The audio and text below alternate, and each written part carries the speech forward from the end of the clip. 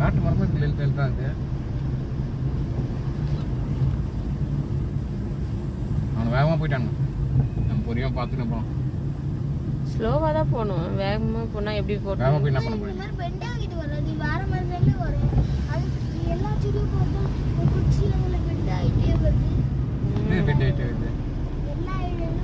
எல்லாம் ஒரே யூனா இருக்கு மரங்க.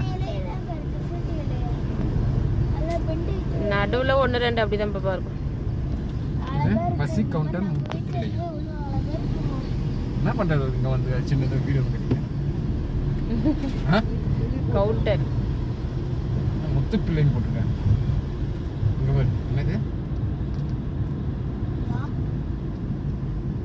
நடமாடும் நடமாடும்